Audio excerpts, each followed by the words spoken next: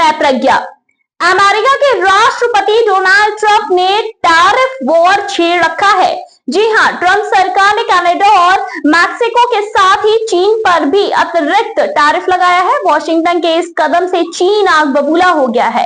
America ने चीन से इंपोर्ट होने वाले प्रोडक्ट्स टैरिफ लगाने का ऐलान किया था, जिसके बाद अब बीजिंग की तरफ से भी जवाबी कार्रवाई की गई है। चीन भी अब अमेरिका से इंपोर्ट होने वाले प्रोडक्ट्स पर 10 से 15 लाख फीसद तक का टैरिफ लगाने जा रहा है। इससे कि अब दुनिया की दो महाशक्तियों के बीच खुल्लम खुल्ला ट्रेड वॉर शुरू हो गया है।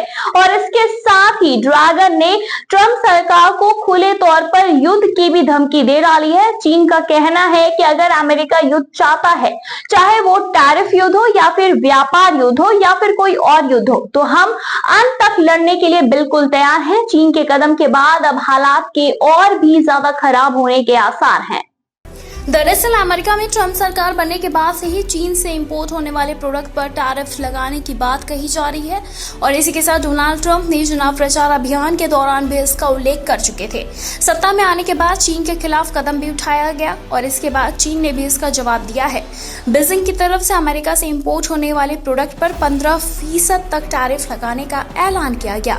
चीन की ओर से आगे ये कहा गया है कि अगर अमेरिका युद्ध चाहता है तो हम अंत तक लड़ने के लिए बिल्कुल तैयार हैं।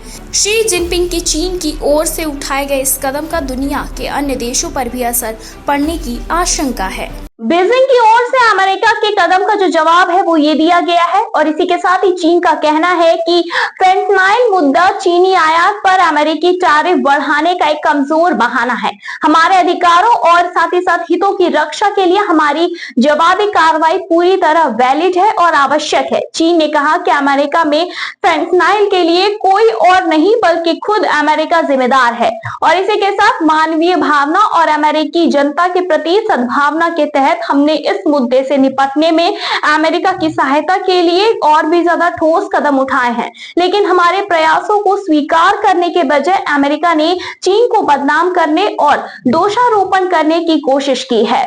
फिलहाल इसी के साथ ड्रैगन का ये कहना है कि अब टैरिफ बढ़ाकर चीन पर दबाव डालने और ब्लैकमेल करने की कोशिश की जा रही है। चीन ने कहा कि अमेरिका ने हमारी मदद के बदले भी हमें दंडित किया गया और ये अमेरिका की समस्या का समाधान नहीं करेगा बल्कि ड्रग कंट्रोल के हमारे प्रयासों और सहयोग को कमजोर करेगा। फिलहाल इस पे आपकी क्या कुछ रहा, हमें कमेंट सेक्शन में कमेंट करके जरूर बताएं।